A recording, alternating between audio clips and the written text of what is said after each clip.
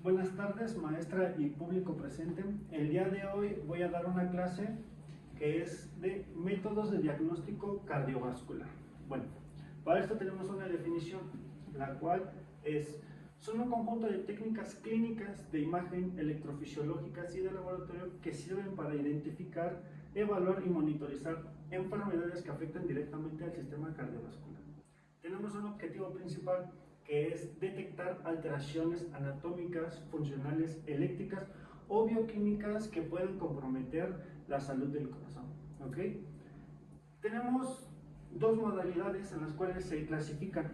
La primera, que es la A, que son métodos no invasivos. ¿Qué quiere decir esto? Que no se le va a tener que dar un procedimiento, ya sea como instalar algún catéter, solamente va a ser superficial, ¿no? Ahora sí que no te vas a adentrar al cuerpo, ¿vale? El primero que tenemos es la electrocardiografía, o también conocido como EKG. Bueno, este sirve para registrar directamente la actividad eléctrica intracardíaca. Este va a evaluar su ritmo, conducción eléctrica y la integridad de sí misma. Nosotros tenemos una estructura, el corazón, tiene 4 cavidades. Las 2 superiores son aurículas y las 2 inferiores son ventrículos. ¿Ok? El corazón tiene 3 mecanismos de trabajo, las cuales son hidráulico, que hace que trabaje con fluidos, mecánico, que es la contracción muscular, y el sistema eléctrico, que es el que ahorita nos va a importar más. ¿Ok?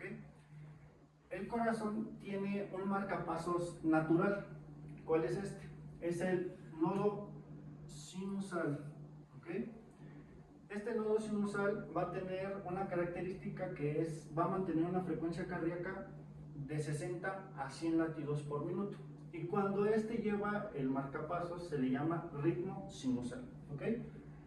Este ritmo sinusal, bueno, este nodo sinusal tiene una vía que se dirige a la aurícula izquierda y tiene vías intranodales que se conectan con el nodo auriculoventricular. ¿Ok? Estas que tenemos representadas de color blanco se llaman válvulas. Esta es la mitral y tricúspide. ¿Por qué tricúspide? Porque tiene 3 valvas y esta solamente tiene 2. ¿Ok? Cuando la actividad eléctrica pasa hacia el nodo auriculoventricular, por abajo tenemos algo que se llama haz de His. Este se va a subdividir en 2, rama derecha y rama izquierda. Posteriormente tenemos ramas anteriores y posteriores, y después vienen las fibras de Purkinje.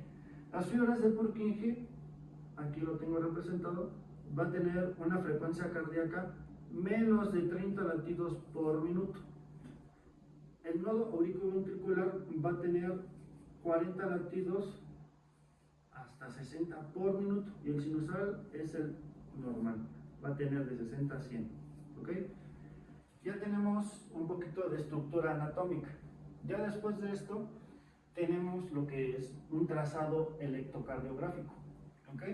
Este trazado quiere decir cómo se evalúa cada movimiento o cada actividad eléctrica dentro del corazón. Tenemos una línea isovolumétrica plana, que no hay actividad eléctrica. Cuando se bifurca o hay alteraciones es porque hay paso de actividad eléctrica. ¿Ok? Cada cavidad se ve representada en este trazo. ¿Ok? Tenemos lo que es primero la onda P. La onda P se quiere referir a la despolarización auricular. ¿Qué quiere decir esto? Que se van a despolarizar aurícula derecha y aurícula izquierda. ¿Cómo va a ser esto? Cuando llegue el impulso eléctrico del nodo sinusal, se va a despolarizar primero la aurícula derecha, que aquí lo podríamos dividir, que es la mitad de la onda P. La otra mitad es cuando se despolariza la aurícula derecha. A esto lo representamos como la complementación de la onda P. En esta parte de aquí no hay actividad eléctrica, por lo tanto, después de que se despolariza la aurícula derecha, llega la actividad eléctrica al nodo auriculoventricular, que el nodo auriculoventricular va a ser va a llegar la actividad eléctrica hacia el haz de His, que es la onda Q, la tenemos representada que es la despolarización del tabique interventricular. Este es el tabique interventricular, ¿ok? Después tenemos lo que es la onda R, que es cuando se despolariza el ventrículo izquierdo. Este es ventrículo izquierdo, ventrículo derecho, aurícula derecha y aurícula izquierda. Aquí lo que más importa son los ventrículos. ¿Por qué los ventrículos? Bueno, los ventrículos tienen una capa más gruesa de músculo, que es la que lo recubre. La que tiene mayor capa es el ventrículo izquierdo. ¿Por qué el ventrículo izquierdo? Porque el ventrículo izquierdo eyecta la sangre del corazón hacia todo el cuerpo. Este es el que tiene mayor fuerza. Las aurículas solamente van a pasar la sangre de la aurícula hacia el ventrículo. No hacen mucha presión, pero el que va a ejercer más presión es el ventrículo izquierdo. ¿Ok? Cuando se despolariza el ventrículo izquierdo, va a pasar la actividad eléctrica hacia el ventrículo derecho, que lo tenemos representado como la onda S. Posterior se va a dar lo que es el intervalo, segmento T, ST, que es cuando la actividad eléctrica tiene que ser plana, y posteriormente la presencia de la onda T significa que hay una repolarización ventricular de ambos ventrículos. ¿Ok? Ahora vamos con fisiopatología un poquito. Nosotros tenemos en cuenta que esta tiene que ver con aurículas. Esta tiene que ver con ventrículos. Cuando hay una presencia de una onda P picuda, esto quiere decir de que, recuerden que esto es aurícula y derecha, aurícula izquierda. Si se presenta una onda P picuda, quiere decir que hay afectación en la aurícula derecha. Pero si hay una onda P ancha, esto quiere decir que el lado afectado es el lado izquierdo. Si estas dos se presentan y hay una onda P picuda y ancha, va a haber afectación en las aurículas, en ambas. ¿Ok? ¿Hasta el momento todo bien? Ok. Después tenemos lo que es el complejo QRS. Esto tiene que ver con la despolarización ventricular y esta es la repolarización ventricular. ¿Ok? Un ejemplo, cuando no se forma bien la onda R, no se forma, no hay una despolarización ventricular, no hay. Eso hay un bloqueo de rama, puede ser izquierda o derecha. No hay actividad eléctrica en ese lugar. Entonces, cuando hay un bloqueo, recuerden que del nodo sinusal, del nodo auriculoventricular, manda la señal hacia el haz de His, hacia primero la rama izquierda, hacia la rama izquierda, y primero se despolariza después pero lo que pasa aquí es de que como a este no le llegó la actividad eléctrica para que se despolarizara, llega acá, por lo tanto le cuesta más, hay ¿cómo decirlo?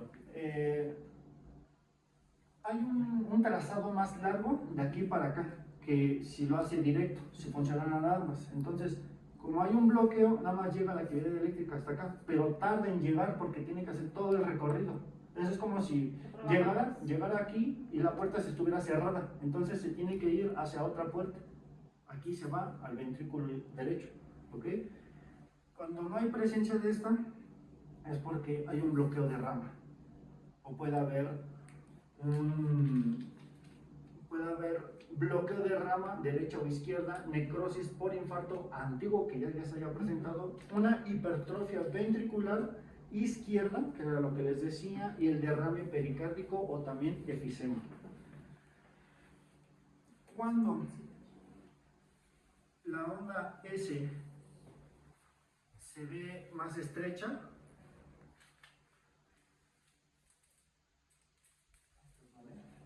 la onda S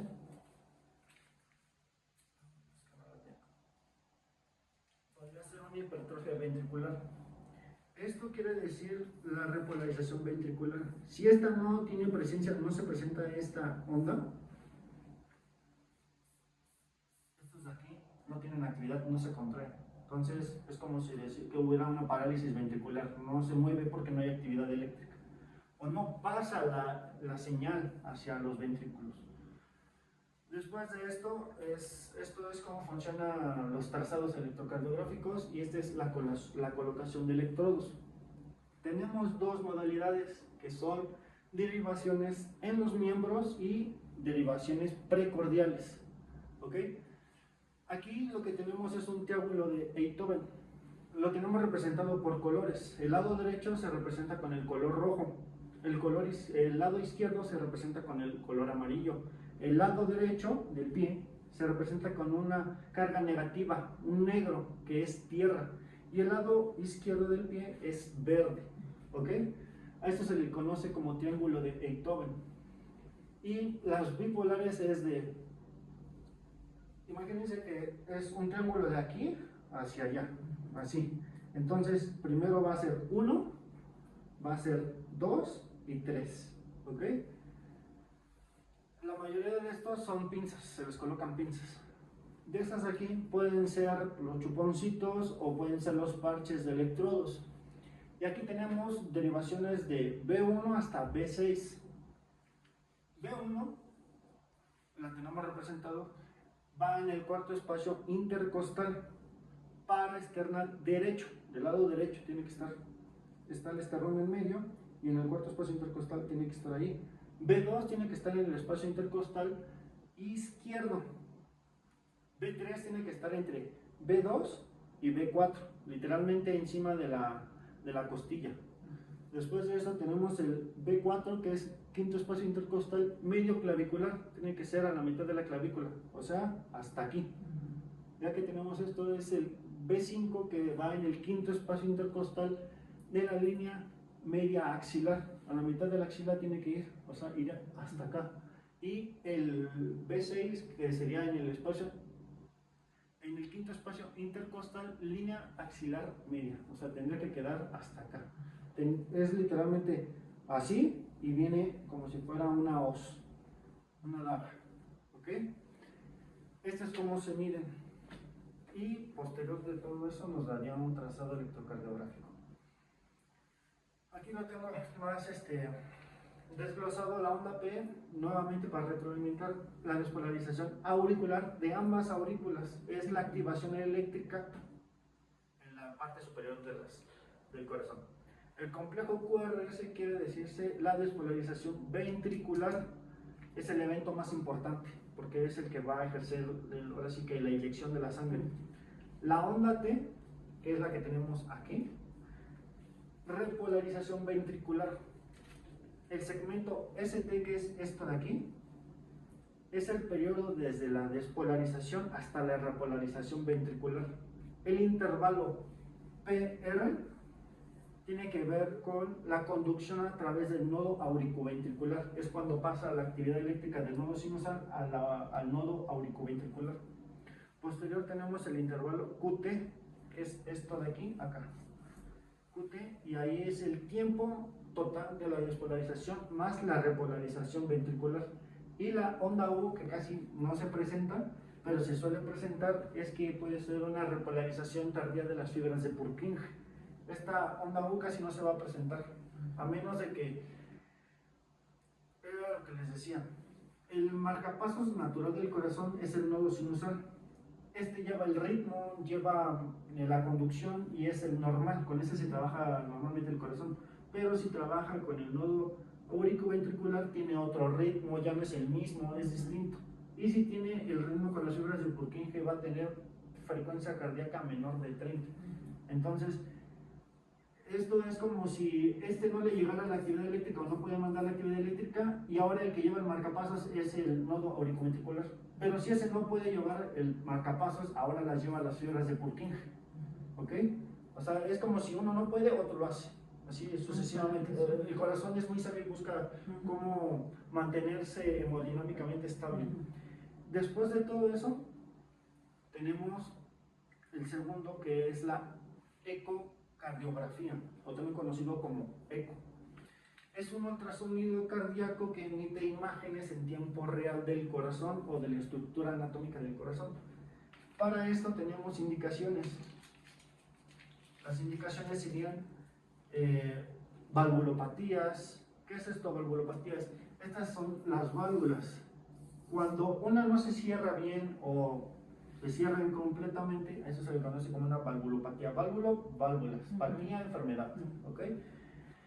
Después viene lo que es la disfunción ventricular, que podría ser que haya una hipertrofia, haya algo que el ventrículo no puede ejercer su función normal. Enfermedad coronaria. En el corazón tenemos ramas coronarias que irrigan al corazón directamente, que son las que nutren directamente al corazón. Si estas ramas coronarias se ocluyeran o se obstruyeran, va a morir una parte del corazón, porque es la que irriga o mantiene vivo al corazón. Después de esto, las arterias coronarias son muy importantes, ¿ok? Miocardiopatías, derrame pericárdico, y los dispositivos que se ocupan son los transductores de ultrasonido, Doppler a color y 3D, ¿ok? Después de esto tenemos una tercera que se llama prueba de esfuerzo. Bueno, esta evalúa la respuesta cardíaca hacia el ejercicio mediante el registro de la tensión arterial, frecuencia cardíaca, la oxigenación, y bueno, todo esto tiene una finalidad que es, tiene un fundamento fisiológico, el cual va a haber un aumento de oxígeno. Se va a ver que el cuerpo, a través del ejercicio, los músculos requieren mayor cantidad de glucosa y de oxígeno para poderse contraer. Posterior de esto, la frecuencia cardíaca va a incrementar porque los requerimientos van a ser mayores. La presión arterial, como necesita contraerse mayor el músculo, necesita incrementarse la presión arterial para mantener la perfusión y la demanda de oxígeno en el miocardio. Tenemos objetivos principales, que sería diagnosticar una enfermedad coronaria, que era lo que les decía, una oclusión o algo que impide que irriga sangre de las arterias coronarias al corazón. Una isquemia. La isquemia puede darse por una oclusión en alguna rama que llega directamente al corazón. Va a morir, por así decirlo, lentamente porque no le llega el flujo sanguíneo. Hay que diferenciar entre una isquemia y una hipoxia. Una isquemia es cuando no llega flujo sanguíneo, consigo oxígeno, glucosa, todo eso, pero es el flujo sanguíneo. Y la hipoxia es cuando hay niveles de oxígeno bajos en sangre. No llega la actividad, no llega los requerimientos de oxígeno necesarios para que se hagan las funciones normales. Después de esto, tenemos la evaluación de arritmias inducidas por ejercicio. Hay personas que al realizar actividades de grandes esfuerzos tienden a crear arritmias sinusales, o pueden ser arritmias ventriculares. Tenemos otro punto, que es el punto B. Habla sobre los métodos invasivos. Los métodos invasivos son cuando se insertan instrumentos, material u herramientas para verificar dentro del cuerpo cómo funciona el corazón. Eso es a través de procedimientos quirúrgicos, ¿ok? O no quirúrgicos, sino estériles. Tenemos uno que es el cateterismo cardíaco, que habla sobre un procedimiento en el cual se inserta catéteres a través de una vena o una arteria hasta que llegue al corazón, con el fin de medir presiones, obtener imágenes anatómicas o evaluar la función auriculoventricular, que funcione de forma sincrónica. Recuerden que el latido tiene que ser pum, tash, pum, tash. Es uno sincrónico. Uno cambia, uno se contrae, el otro se relaja. Hacen esto. Este es el juego. Pero cuando una arritmia se presenta, va a tener dos esto y va a estar bien loco. No va a saber qué hacer porque es una arritmia. Va a tener varias variaciones. ¿Ok? Tenemos las indicaciones. La 1 sería detectar un dolor torácico de alto riesgo. Puede ser una enfermedad coronaria, una angina de pecho o puede ser un IAM. La presencia de un IAM, a se tiene que hacer una evaluación a través de un electrocardiograma. 3. el estudio de insuficiencia cardíaca. ¿Qué es la insuficiencia cardíaca? Es cuando el corazón no le llega suficiente sangre, por lo tanto es la única que manda al cuerpo, se queda incompleto, no hace un cierre completo de sangre. Después viene el 4, que habla sobre las bulbopatías. Esta es la medición de gradientes. Esto es qué tanto se cierra, si se cierra con presión o hace un sello hermético en la válvula. Enfermedades congénitas, aquí podrá entrar síndromes como síndrome de Turner, síndrome de Down o incluso Cliff-Turner. 6, que sería la hipertensión pulmonar, que es cuando se incrementa la presión en las arterias pulmonares, lo cual impide ahora sí que la perfusión hacia los pulmones y de regreso. Tenemos en cuenta que hay una circulación mayor y una menor. La mayor quiere decir que va del corazón hasta todo el cuerpo, y la menor va del corazón hacia los pulmones y de regreso nuevamente. Menor es porque es menor alcance a lo que tiene que trasladarse la sangre, ¿no? Después tenemos materiales con los cuales vamos a realizar el procedimiento de cateterismo, que sería introductor vascular, guías metálicas. En estas vamos a tener catéteres diagnósticos como el Hopkins derecho o izquierdo, Amplatz o Pigtail. Tenemos medidores de presiones como los transductores e inyectores de contraste. Estos son balones de angioplastía que hacen que cuando una arteria coronaria se cierra, la arteria tiene que estar así de amplia. Pero cuando hay una oclusión se hace esto y ya no puede regresar a su forma normal, necesita ayuda. Por lo tanto, hay dos tipos: un balón el cual es de angioplastía, va a introducirse y va a inflarse, va a ser así y por lo tanto va a salir y va a dejar la arteria permeable. O también tenemos los stents aórticos o coronarios, que se les inserta una malla y la cual se abre por dentro y deja la estructura de esta forma. Hay una dilatación.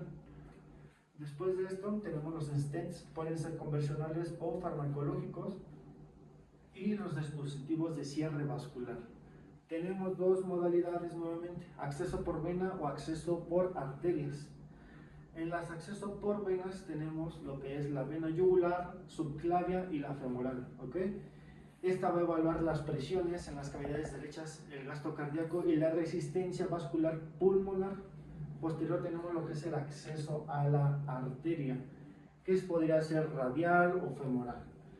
Este va a examinar las arterias coronarias, que era lo que les decía, y la función del ventrículo izquierdo. Nuevamente, mayor importancia en el ventrículo izquierdo. Incluye la coronografía, que es ahora sí que meter catéteres para evaluar la estructura de las arterias coronarias, que no estén ocluidas o que no haya una vasoconstricción. Después tenemos lo que es la coronografía, que es un método invasivo de referencia para estudiar las arterias coronarias. Esta se realiza inyectando contraste iodado en las arterias coronarias. Esto es para ver su permeabilidad y qué tan dilatadas están o qué tan estrechas están. Esta misma permite visualizar obstrucciones, estrechamiento coronario, y también va a evaluar el flujo sanguíneo. En este mismo podemos ya meter un plan de cuidados más específico, como una angioplastía, un marcapasos o un bypass, ¿ok? Recordemos que la angioplastía se les inserta un catéter con la finalidad de mantener el flujo sanguíneo, y el bypass es una herramienta la cual va a estar reseteando al corazón cuando se presenta una arritmia o una fibrilación. ¿Por qué? Porque el bypass tiene un regulador de energía. Emite descargas eléctricas para que el corazón se resete y trabaje de forma normal. Porque era lo que les decía: si trabaja con el nodo sinusal está bien, pero si trabaja con otro nodo está mal, y es cuando se presentan arritmias o bradicardias. Están indicados el bypass o el marcapasos en arritmias y bradicardias, y en otros casos AV, o sea, fibrilación auriculoventricular. Bueno, eso es lo de la coronografía. Posterior tenemos estudios electrofisiológicos. En este vamos a tener casi lo mismo que el cateterismo cardíaco, que es introducir catéteres en el corazón con la finalidad de registrar señales eléctricas intracardíacas. Es como el electro, pero vamos a ver un poquito más a detalle en esto porque pueden haber variaciones entre los iones, que son el calcio y el sodio y el potasio, que esos son los que hacen la contracción muscular del corazón. En esta podríamos ver mapeos eléctricos tridimensionales, cómo funciona la actividad eléctrica en el corazón a más detalle. Y este es un diagnóstico preciso, porque este podría ayudar a identificar cardíacas, taquicardias supraventriculares, taquicardias ventriculares, identificar las vías accesorias y la indicación de una ablación. ¿Qué es una ablación? Es insertar un catéter que llega finalmente hasta el corazón. ¿Tienen alguna duda, alguna pregunta, alguna crítica constructiva? Bueno, y para terminar, todos estos diagnósticos podrían identificar varias enfermedades cardiovasculares. Estos métodos que acabo de mencionar ayudan a identificar una enfermedad coronaria, un infarto agudo del miocardio, arritmias, insuficiencia cardíaca, valvulopatías como una estenosis aórtica o una insuficiencia mitral, que esta es igual por el cierre incompleto de las valvas, miocardiopatías, enfermedades pericárdicas y enfermedades congénitas, que era lo que les decía que tienen que ver un poquito más con los síndromes, hipertensión arterial y pulmonar, enfermedad vascular periférica. Y bueno, para llegar a una conclusión de todo esto, la conclusión de métodos de diagnóstico sería que todos estos métodos nos ayudan a identificar ciertas alteraciones, ya tanto sean como eléctricas, bioquímicas o mecánicas del corazón, y podríamos llevar a un tratamiento prevenible del paciente. Si por ejemplo el paciente tiene un infarto agudo del miocardio, posterior podríamos llevar ya una intervención directa, porque ya sabemos que tiene un antecedente, entonces podríamos abordarlo de una forma más fácil, a comparación de que es un paciente sano, no tiene antecedentes patológicos, pero se le presentó un IAM, y entonces no tienes como una brecha de decir qué fue lo que pasó. Entonces, con estos pacientes podríamos tener que tienen una insuficiencia cardíaca, tienen por ejemplo, en algunos síndromes podrían ser el síndrome de Cushing, podría crear también un infarto, o las fibrilaciones auriculoventriculares, que son las más letales, por así decirlo, sería la taquicardia supraventricular. ¿Cómo sería eso? Y eso sería todo por el día de hoy. Tengo serie de preguntas, ¿vale? Les voy a realizar unas preguntitas, vamos para evaluar su desempeño en concentración. ¿Ok? Mamá Isa. A ver, ¿cuál sería buena? ¿Qué significa la onda P en el electrocardiograma?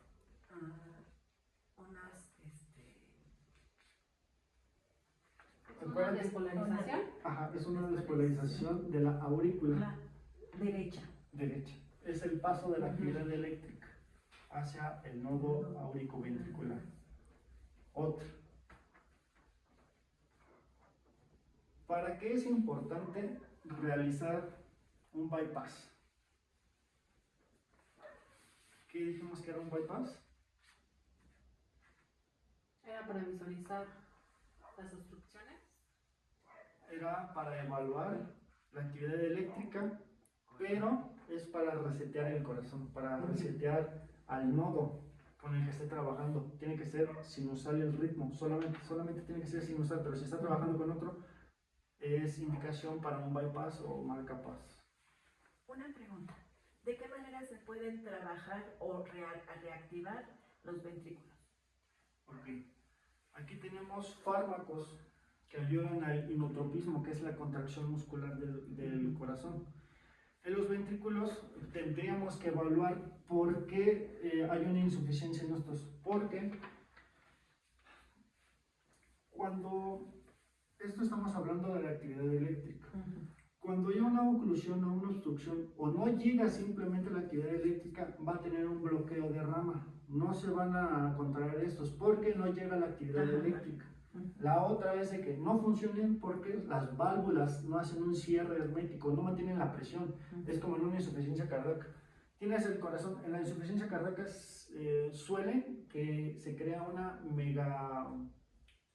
se me fue el nombre. Es cuando se engrandece el corazón. Bueno, se hace más grande el corazón porque el corazón tiene que bombear cierta sangre, pero en la insuficiencia cardíaca no llega la suficiente sangre, por lo tanto lo único que hace es mandar esa poquita que tiene, y por lo tanto es de que como está más grande, necesita más flujo. ¿Trabaja más? Ajá, por así decirlo.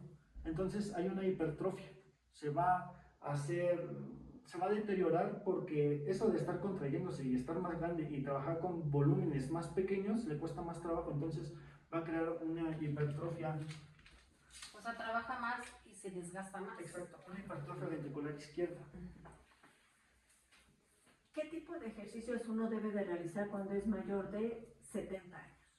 Bueno, teniendo en cuenta esto, sería ejercicios pasivos que ayuden a la movilidad articular.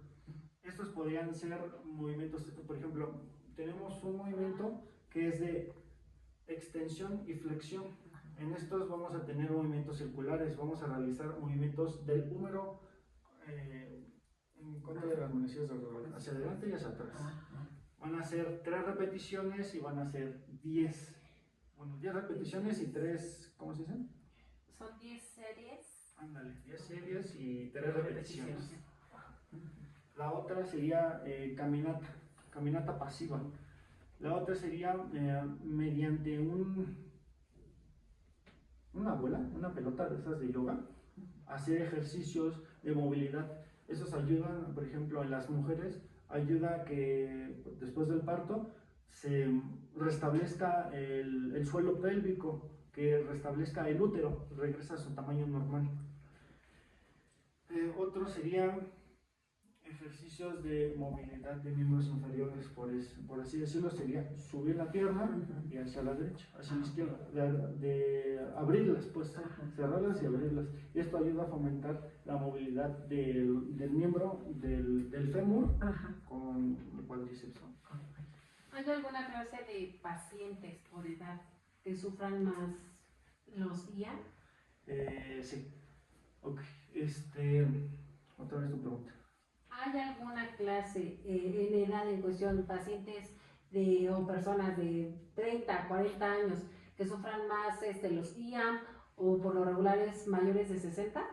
¿O no hay un rango de edad? Por así decirlo, no hay una edad ahora sí específica de decir te va a pasar un IAM, porque esto se debe es multifactorial, va a haber factores genéticos, va a haber factores sociales, va a haber... ¿Desde el estrés? De hecho, el estrés es laboral es uno de los principales. Podría crear un IAM porque el corazón trabaja con mucho cortisol, y también la atrofia. Lo que me habías dicho de las personas es de que sean los futbolistas de alto rendimiento también tienden a sufrir IAM porque el corazón de ellos se engrandece, porque su cuerpo necesita mayor desgaste, necesita mayor, ahora sí que tiene un requerimiento mayor al de una persona normal, entonces por lo tanto el corazón se engrandece un poco, pero a la larga si no hay, o sea, si por ejemplo dejaste el ejercicio y después vuelves, el corazón como que se desadapta y es cuando empieza una atrofia, porque podría ser una isquemia, te decía, un EBC también podría ser un causante de un IAM porque está ocurriendo, tiene que ver con el flujo sanguíneo, no le llega directamente. Prácticamente también sería la hipertensión. Hipertensión arterial sistémica o pulmonar. En otra sería antecedentes con estenosis aórtica o, bueno, la estenosis es cuando no hay un cierre bien de la aorta y está abierto, por así decirlo, entonces no hay un buen flujo, no hay buena presión. Esa es una estenosis. Y personas que consumen fármacos como las benzodiazepinas o barbitúricos. Trabaja más Ajá, el corazón. como el sistema, bueno, eso tiene que ver más con el sistema nervioso central. El sistema nervioso central se deprime con estas benzodiazepinas y por lo tanto incrementa un poco la frecuencia cardíaca. De estar incrementando tanto podría quedar un paro cardíaco. O sea, de tanto estar así, se atrofia, Es como se cansara. Se cansara, se apaga, por así Ajá. decirlo.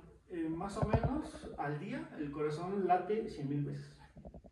¿Frecuencias cardíacas? Las frecuencias cardíacas, si se trabaja con el nodo sinusal, es de 60 a 100 y se llama ritmo sinusal. Cuando trabaja con el nodo auriculoventricular tiene una frecuencia cardíaca de 40 a 60 y cuando trabaja con ese ritmo se llama ritmo de la unión o ritmo AB. Las fibras de Purkinje, que son estas de aquí, que son esas amarillitas que se ven de este lado.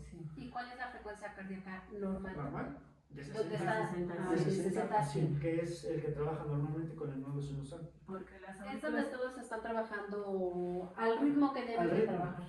Ese es el ritmo normal del corazón. Cuando se trabaja De con 60 otro a nodo, 100. cambia el ritmo, ya no es puntas, puntas, ahora es puntas, puntas. ¿Y una forma para prevenir? Una forma para prevenir podría ser los ejercicios, que sea una dieta libre de sodio, libre de grasas, libre de comidas ultraprocesadas. La otra sería una protección cardiovascular, por ejemplo, usar ácido acetilsalicílico para evitar la coagulación o la trombocitopenia. Después de esto, tenemos ejercicios de respiración también. Bueno, es un mecanismo en el cual la persona se regula a través de la respiración y esto ayuda a que disminuya su frecuencia cardíaca y manténgase estable emocional y físicamente. Las respiraciones van de 10 segundos, mantenerlo y sacarlo en 10 segundos, hacerlo 5 veces. El cerebro se va a hiperoxigenar y va a crear ciertamente sueño, porque altas cantidades de oxígeno en el cerebro causa somnolencia. ¿Alguna otra duda? No. Muchas gracias por la información. Eso sería todo el día de hoy.